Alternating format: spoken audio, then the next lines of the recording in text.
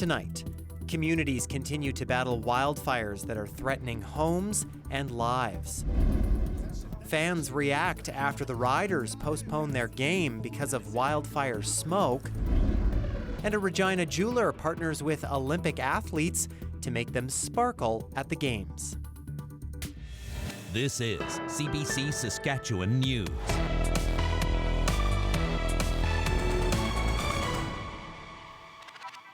It is Monday, July 14th, and the CBC Saskatchewan News starts right now. I'm Ethan Williams. Thank you for joining us. Dozens of fires are still burning in our province, many of them out of control. They've now led to the evacuation of 8 communities in the north, the most recent being the hamlet of Pachinak, north of Beauval. Wildfires are also spreading around that community and Montreal Lake Cree Nation. Aishwarya Duda has the latest. Wildfires are getting closer to Pachinak, which is now under a mandatory evacuation order. Fires are cutting off the only escape, Highway 918. The road has been blocked off for 15 days, and on Monday, evacuees had a small window of just 3 hours to escape. It was a scary, scary feeling.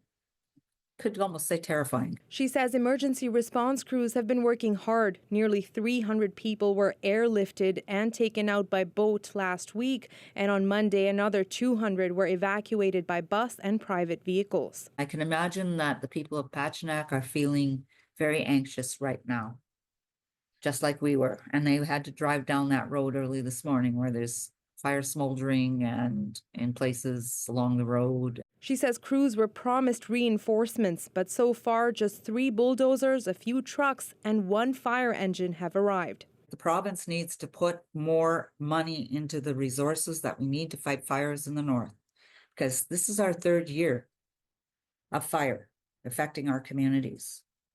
We're getting tired of being displaced fire refugees. In Beauval, flames have already reached the edge of the town. Its mayor has been fighting the fires himself. He says northern communities don't have the resources to defend themselves. We're not equipped.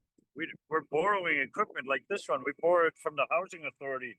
It's a beautiful machine. Meanwhile, Montreal Lake Cree Nation has issued a pre-evacuation order. Its vice chief says many have been evacuated and the rest may soon follow. To put a line on a map and say, once the fire, if the fire hits this point, then you guys should start organizing your full evacuation. Although Indigenous communities like Pachinak are often the first affected, they say they're the last to be equipped.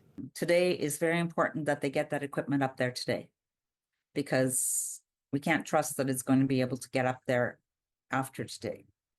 And that's why we moved quickly to get our people out in the wee hours of this morning. Aishwarya Duda, CBC News, Saskatoon. And Parks Canada has issued a wildfire emergency advisory alert for Prince Albert National Park. The agency says the Bull wildfire is burning just north of the park, about 40 kilometers from the town site of Waskesiu.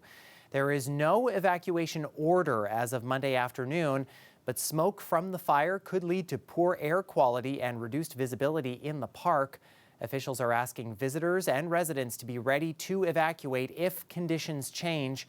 People are also being asked to avoid traveling to the park until further notice. And smoke from those wildfires has now spread as far south as the U.S. and well into eastern Canada. And in Regina on Friday, it was thick enough to postpone the Rider game. Jeremy Warren has reaction from some fans and coaches. The Saskatchewan Roughriders got smoked this weekend in more ways than one. On Saturday, they lost 24-10 against the visiting Calgary Stampeders.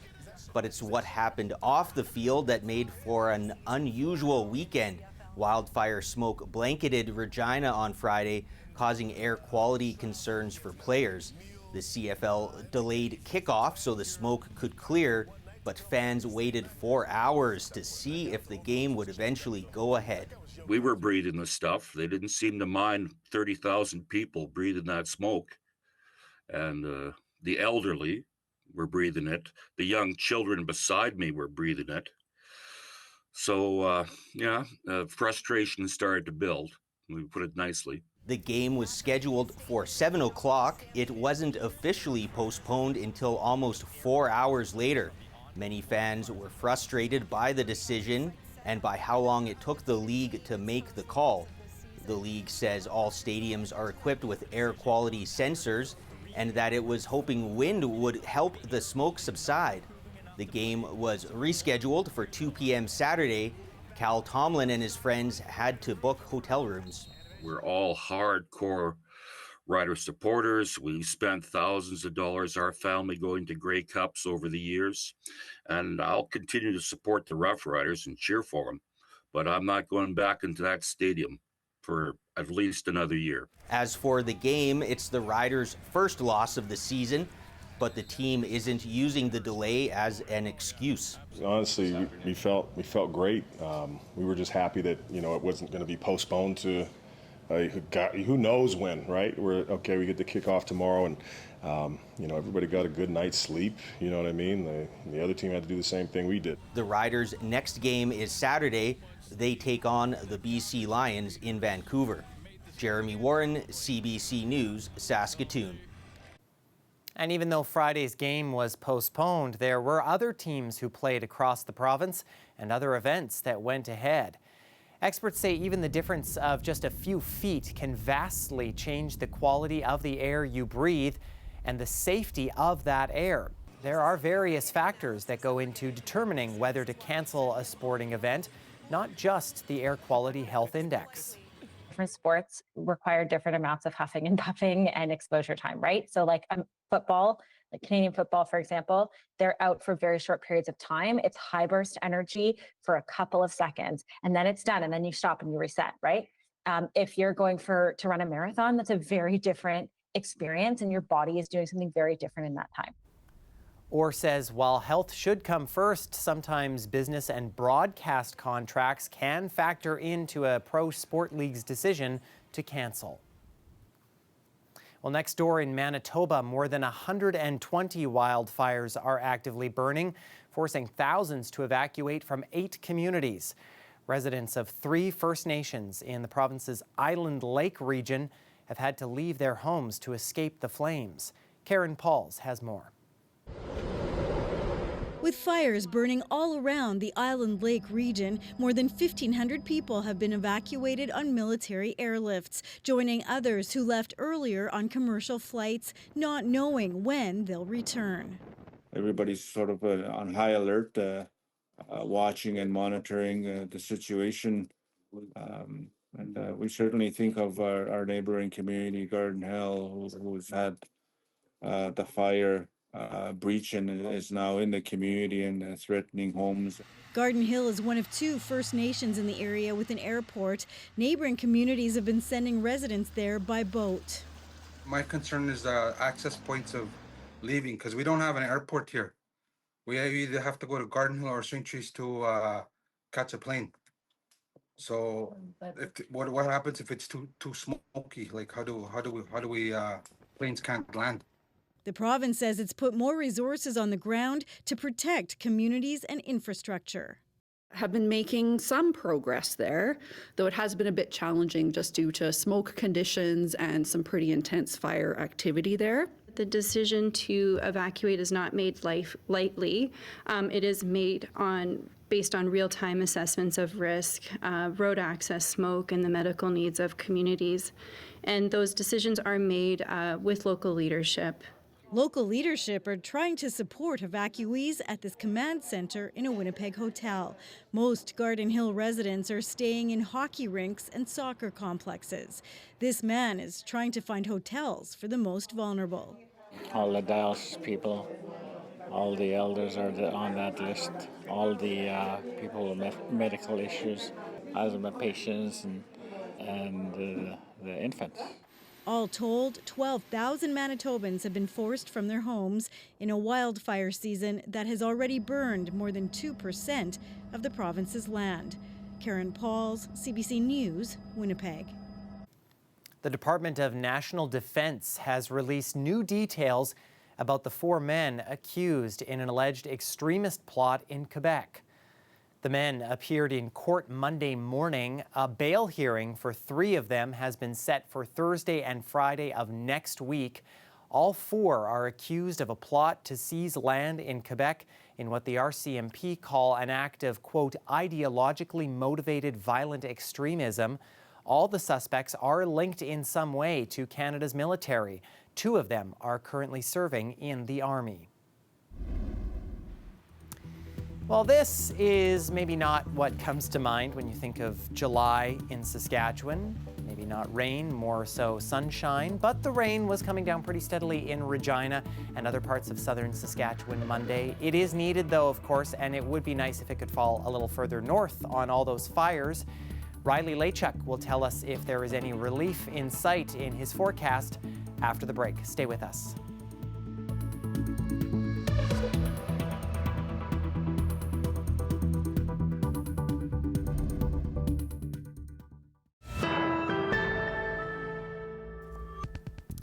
Welcome back. A new study shows about 1/3 of Canadians have become obese.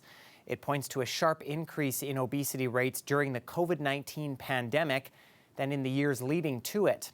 Jennifer LaGrassa has the details.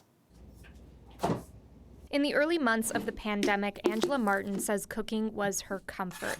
As a nurse, food helped her cope with the stress. Social supports were away. You couldn't go to the gym, like where my social life was. So just didn't have anywhere to go or anything to do. And so it just kind of piled on slowly but surely. While Martin has always struggled with obesity, she says the pandemic made her weight gain worse. And according to new research, she's not alone. And we found that the rate of obesity was steadily increasing. The study, published in the Canadian Medical Association Journal, found that in 2023, 1/3, or 10.6 million Canadians, were considered obese, up about 8 percentage points since 2009. The study used body mass index, or BMI, which researchers recognize is an imperfect measure of health, but still allows them to spot trends. They found that during the pandemic, the rate of obesity nearly doubled. Many different reasons have been hypothesized for this, such as increased sedentary behavior. Another main reason might be factors associated with mental health. One expert who works with people struggling with obesity says isolation likely played a role. People who are living with depression, their depression may have got even worse, and that's where we saw people having an increase in their weight. The research also found that since 2009, obesity increased the most in young adults, and that more women became severely obese. With the more severe rates of obesity, we're going to see more of the complications. So the complications end up being type 2 diabetes, osteoarthritis, coronary artery disease. Since this data was collected, popular weight loss drugs have become more available in Canada, raising questions about whether that will impact the obesity rate. Jennifer LaGrassa, CBC News, Toronto.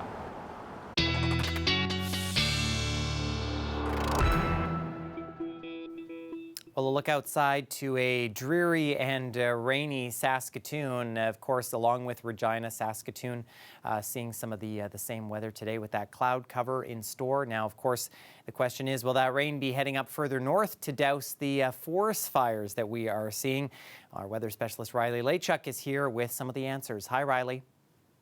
Well, thanks, Ethan. Yes, a good soaking rain coming to parts of southern Saskatchewan today. Unfortunately, not in the areas that need that rain the most. But we were below average in terms of rainfall for much of south and central, even going into the past 90 days, lacking in terms of rainfall. So we'll take what we can get. The fires in northern parts of the province still giving us some air quality warnings. It's in this gray shaded area here where you really want to take into consideration the amount of time that you're spending outdoors. Because we're looking at those high air quality health index readings up around 9, 10 plus as we've gotten throughout the day. The rest of the south, for the most part, under an air quality statement, just means keep an eye on air quality if you're susceptible or you start to feel symptoms from some of that haze and some of that smoke. So here's some of that rain that's moved across southern and central parts of the province, even some heavier pockets down into the southeastern part of the province throughout the afternoon hours. Again, we'll take what we can get. a little bit more of that coming. That's courtesy of an area of low pressure that is skirting along the international border. It stays stateside, but does give us some cloud cover as we get into the day on Tuesday. A little more rain coming through the overnight hours, and then high pressure starts to take hold. And what this will do is really clear us out by the time we get into the day on Wednesday. This does a couple of things. First off, pushes all that rain back down south of the border, but also shifts our winds around. So we're going to be following the bouncing ball here in terms of air quality for the next couple of days, at least, as we see another area of low pressure moving in behind that. And that will again shift winds around and really determine where some of that smoke and some of that haze goes here over the next couple of days. What this translates to, I mean, not much. I could get some heavier pockets of rain where we get up to 10 plus millimeters of rain. But generally, Regina and south, I'm saying south of the Trans-Canada Highway, 5 to 10 millimeters of rain by the time we get into the next 24 hours. The winds, though, will be everything. So as we get into the day on Tuesday, you can see as that area of high pressure starts to push into the province, it shifts our winds to a more winds more out of a northerly flow. And that's going to push some of that smoke and haze down onto the western side of the province once again. So places like Saskatoon looking at high air quality health index readings, even some haze down into places like Kindersley and Swift Current. As we head into Wednesday, another shift in wind will push more of that smoke further north across the province. So yes, you really want to make sure that you keep the air quality health index in mind if you've got any outdoor activities over the next couple of days at least here. So Saskatoon, like I mentioned, looking at that air quality health index up around 8 for Tuesday. In Regina, more like a 2 or 3. But what you'll notice in behind this is some much cooler temperatures below seasonal for this time of the year. 17 in Maple Creek, 18s and 19s through Regina and Saskatoon. Ethan, I'll have your extended forecast for you coming up in just a bit. Riley. Well, Regina jeweler Hilberg & Burke has signed on with an agreement with the Canadian Olympic Committee. It will make it the official jewelry partner for Canada's Olympic athletes for the upcoming Winter and Summer Games, giving them a bit of extra sparkle when they compete. You know, we've had this long relationship with Canadian athletes, both formally and informally. We've seen Hilberg & Burke show up on Olympic athletes for probably the better part of a decade.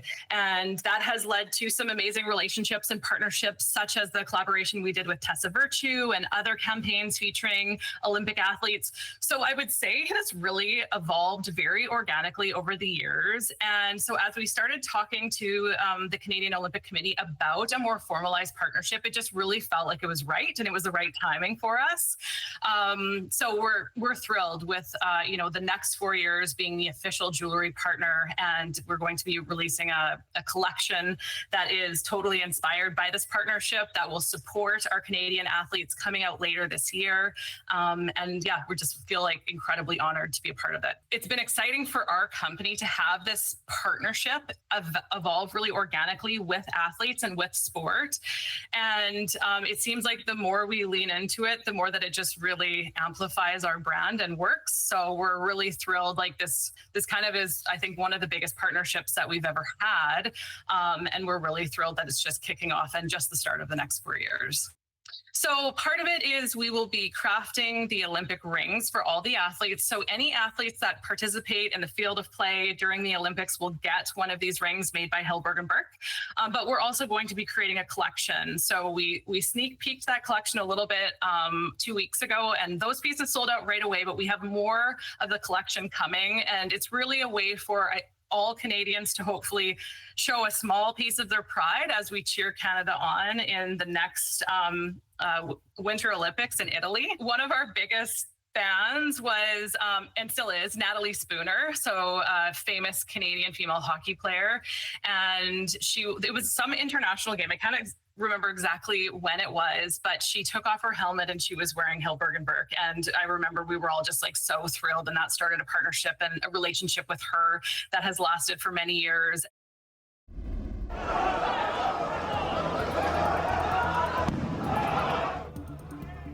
Well, that is a bit of the final bull run at this year's San Fermin Festival in Pamplona, Spain, and it was the quickest of the lot. 6 bulls tore through the narrow city streets, reaching the Bull Run in just 2 minutes and 16 seconds. Emergency services say 2 people were taken to local hospital with injuries. The centuries-old tradition attracts thousands of thrill seekers and tourists to Spain every year. What a thrill indeed. Stay with us. We have more news and a final look at the forecast after the break.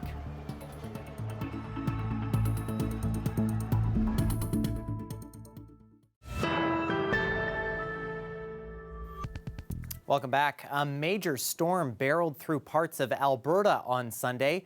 It brought along some pretty ominous-looking clouds and some strange ones, too. This is a photo of a cloud over the north end of Airdrie near Calgary. It kind of looks like a UFO hovering overhead, but was made right here on Earth. Environment Canada says cloud formations like these can be common during a storm. That was what we call a wall cloud. It extends from the base of thunderstorms, and you see that rotation. They can look like a UFO sometimes, and we did see that, in parts of southern Alberta. They can be very impressive with those storms. With that rotating updraft, you can see clouds that take on a very interesting shape and rotation. Meanwhile, Hydro-Quebec is dealing with dozens of power outages in the Montreal region after a sudden and serious thunderstorm hit Sunday.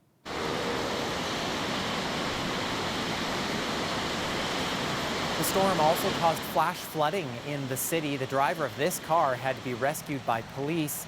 Environment Canada says the Montreal area got the amount of rain it usually gets in all of July in just 3 hours. More than 100,000 homes lost power at the peak of the outages.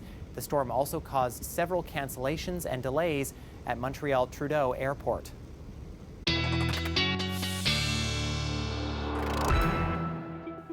All right, looking at your extended forecast now, looking at temperatures for the next several days remaining below seasonal across the province. So 18 degrees, maybe a couple of sprinkles left to come first thing in the morning for Regina. Then we'll get into some clearing as we get late day into Wednesday at 21 degrees. Back into a little bit more cloud cover into Thursday. This is behind another system that will push across the province as we get toward the end of the week. So Friday, 22 degrees for Regina with some showers through the afternoon.